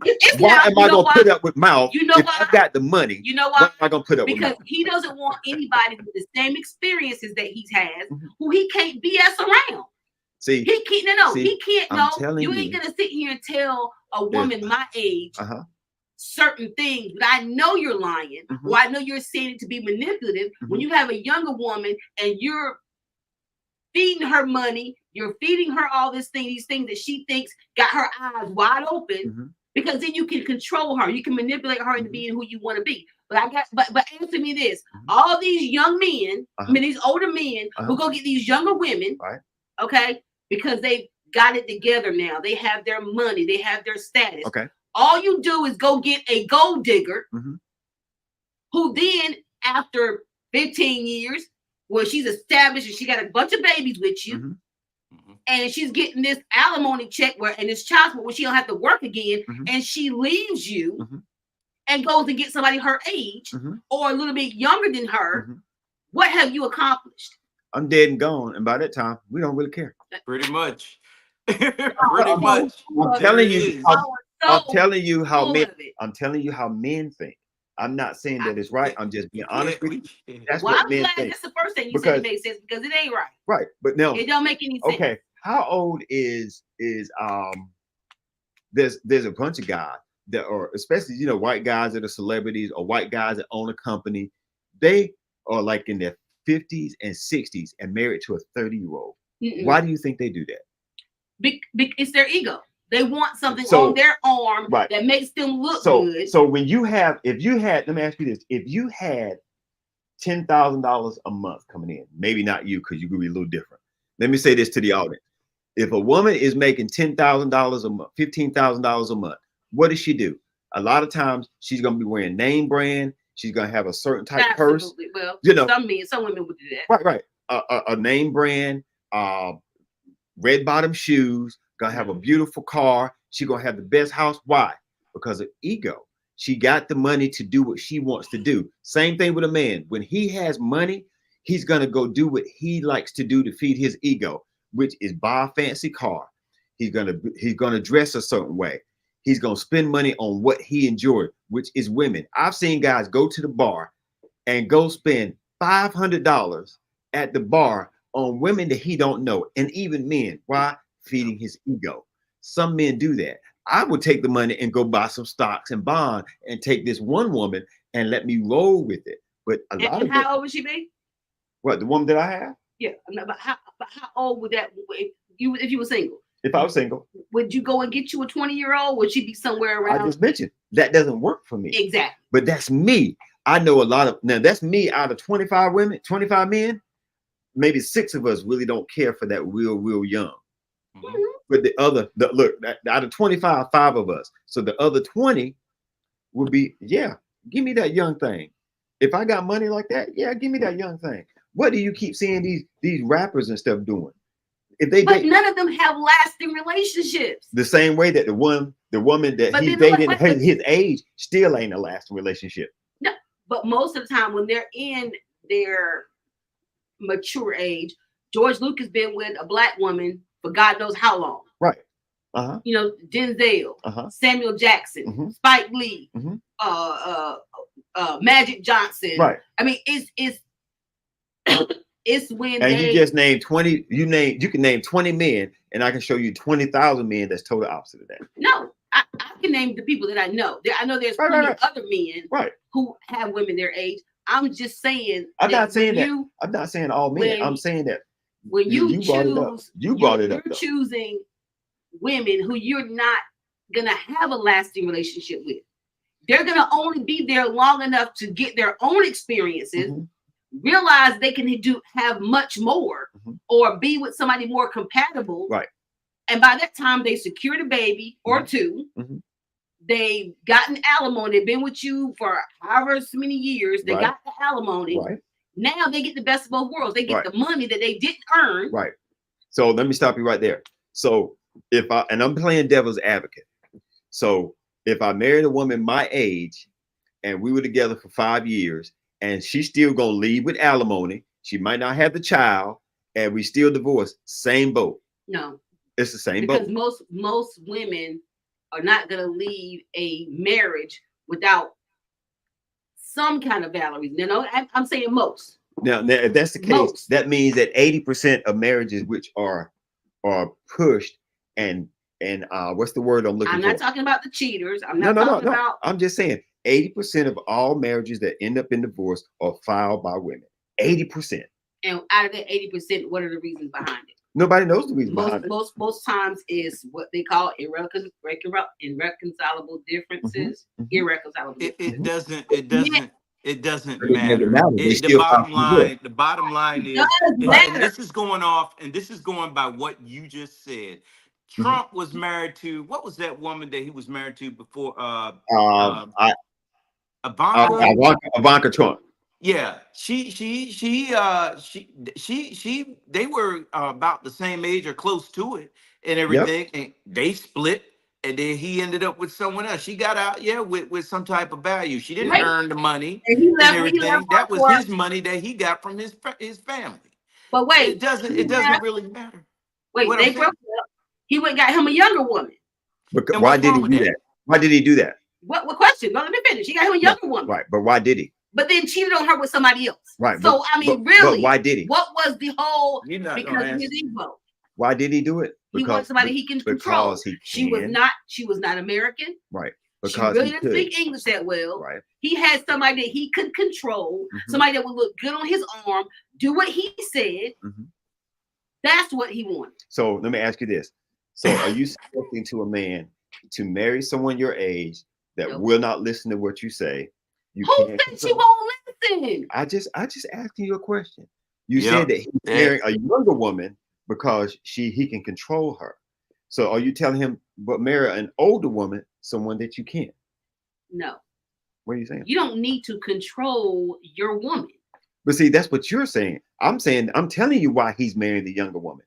Because he wants control. No, that's what you're saying, Ursula. That's what you're saying. What is We're telling you why he's dating a younger woman. Now, when you hit it on the head, it is a little bit of ego. It ain't so much control, it's ego. Because when that younger woman, he's there with that younger woman might do some things that sometimes, you see what I'm saying? That younger woman might do some things. It could be love.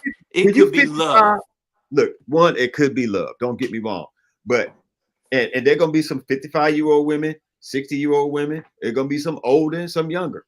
Yes. They're going to be like, nah, my leg still can go back here. My leg. sometimes it's an ego for a man. When it's a 20-something-year-old woman he dating, he know he can bend the leg this way, he can do this, even though he might catch a cramp because his ass, I'm gonna keep it 100. He want to at least try it. And his stamina ain't compared to a 20-something-year-old. But you know what? It could be. But when his stamina don't last, he's like, here, babe, take my credit card and go shop. And guess what? She's out doing the same thing that what's her name? Or she may not be.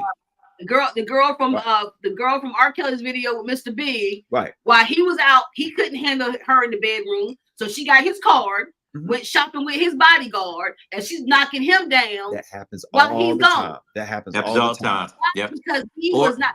She was with him for his money, and or it may be love, and he don't care. Or it may be love. Or it may be love.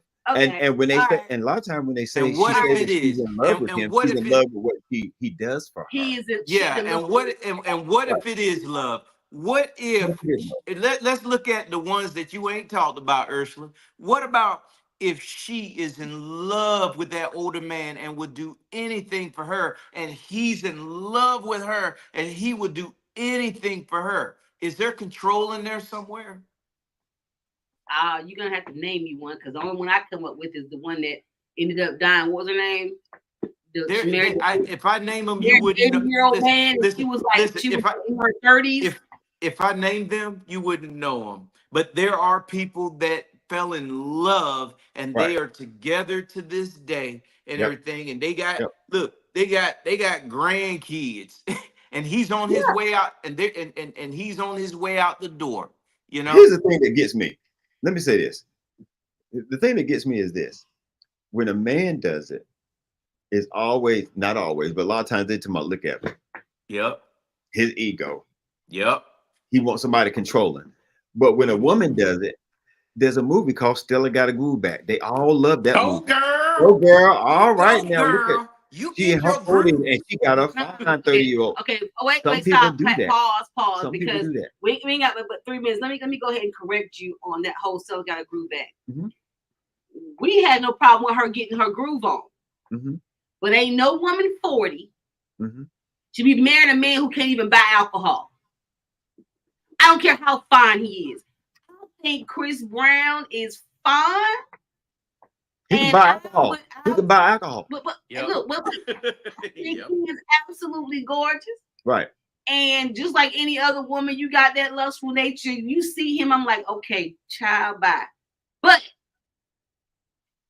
there is no way that I'm going to sleep with a man that young who's actually in between my daughter and my age.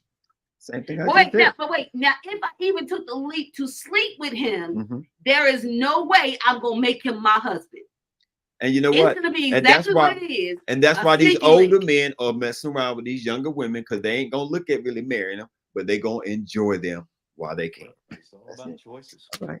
Everybody, as you can see, I keep telling y'all women, I need somebody to join this conversation. We need some more women to join because literally you play it back. You heard the foolishness that was talked about tonight, and how these men talk about women and their worth, their value, and how they act. And I'm telling you. Did we talk about that on the show tonight? Yes, we did. About a woman's worth? Yes, you did. Okay, well, I'm gonna go back and watch the show. Her interpretation, because nobody said anything about women's worth. If you have children, you're not dateable. Who said that? He did. Thank you. He said that. He did. What did I? And y'all agreed with it. I played it, and I said what he's saying is these are things to look out for. Now he's saying don't date them. I said, hey, these are things to look out for. If you're gonna date a woman that has children, these are things you need to look for, because these are things you're gonna have to deal with. That's what I'm saying. What he's telling you to do, don't date him at all. Okay. All right. Well, going forward, we're gonna have a show. We're gonna talk about politics, because election season is upon us in the next couple of month and a half, 2 months. And we really want our people not only to get out and vote. Again, I have my own preferences, but I'm not going to tell you who to vote for, but I will give you the information to make a valid and informed decision. She's gonna vote for Trump because she like older men. Don't do that. Y'all have a great night. Take care, everybody. We'll see you guys.